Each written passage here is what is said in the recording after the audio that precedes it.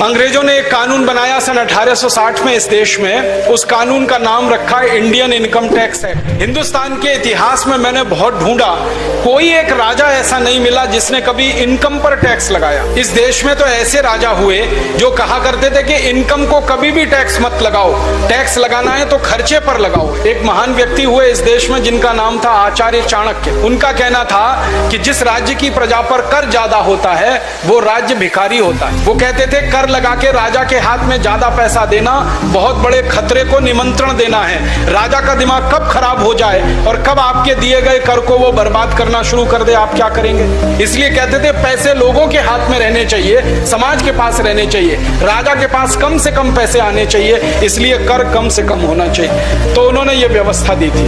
परिणाम जानते हैं क्या हुआ? जितने साल चाणक्य इस देश के प्रधानमंत्री रहे, भारत दुनिया में सोने की चिड़िया जैसा देश था।